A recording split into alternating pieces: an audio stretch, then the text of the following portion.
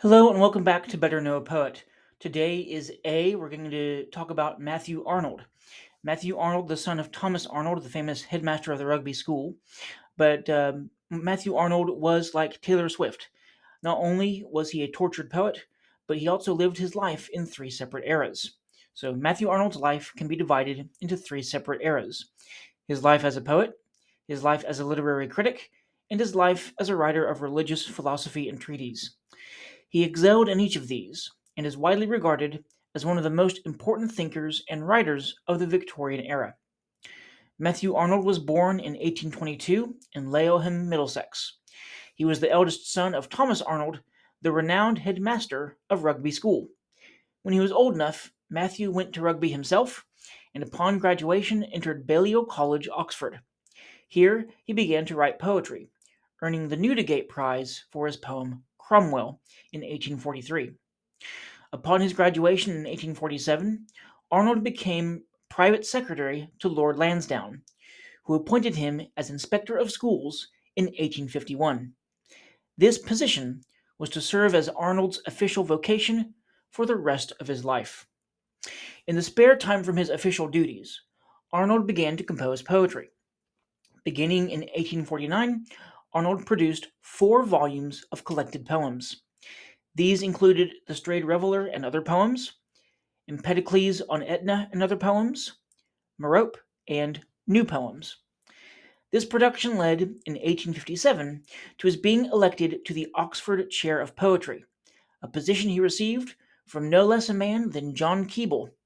It was a post he was to hold for the next 10 years. In 1865, Arnold ceased writing poetry and began his work as a literary critic. His books produced in this genre include Essays in Criticism, Culture and Anarchy, The English Poets, and Friendship's Garland. Arnold's criticism is famous for 2 primary presentments. The first is his division of the English public into the aristocratic barbarians, the middle class Philistines, and the lower class populace.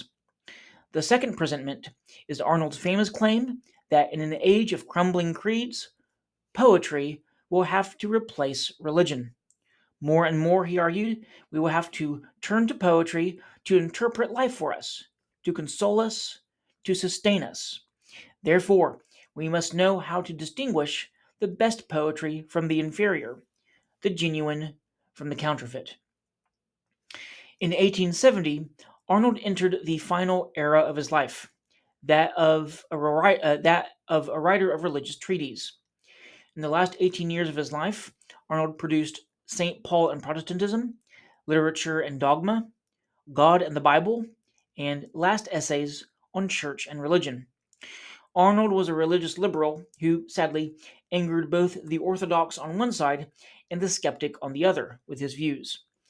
His most famous presentment in religion came from his preface to God and the Bible. At the present moment, he said, 2 things about the Christian religion must surely be clear to anybody with eyes in his head.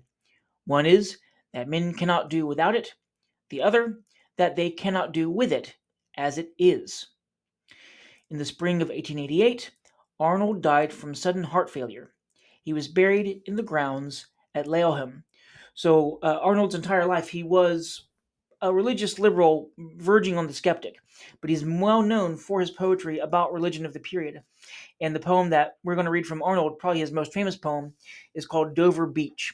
This is a reference to the white cliffs of Dover, those high white cliffs that stand on the shore of England, between England and France, right on the edge of the English Channel. In this poem, the scenario that Arnold depicts is he is at Dover Beach with a lover, and they're looking from the cliffs, they're looking across into France, and he creates this grand metaphor between the English Channel and then the Atlantic Sea with the culture of religion in England at the period. So this is Dover Beach. The sea is calm tonight. The tide is full. The moon lies fair upon the straits. On the French coast the light gleams and is gone. The cliffs of England stand, glimmering and vast, out in the tranquil bay. Come to the window. Sweet is the night air. Only from the long line of spray where the sea meets the moon-blanched land, listen, you hear the grating roar of pebbles which the waves draw back and fling at their return up the high strand, begin and cease, and then begin again, with tremulous cadence slow, and bring the eternal note of sadness in. Sophocles long ago heard it on the Aegean, and it brought into his mind the turbid ebb and flow of human misery. We find also in the sound a thought, hearing it by this distant northern sea. The sea of faith was once, too, at the full and round earth's shore, lay like the folds of a bright girdle furled, but now I only hear its melancholy, long, withdrawing roar, retreating to the breath of the night wind, down the vast edges drear and naked shingles of the world. Ah, love, let us be true to one another, for the world which seems to lie before us like a land of dreams, so various, so beautiful, so new, hath really neither joy, nor love, nor light, nor certitude, nor peace, nor help for pain. And we are here as on a darkling plain, swept with confused alarms of struggle and flight, where ignorant armies clash by night. So that's Matthew Arnold. Thank you for your time, and I'll see you again tomorrow.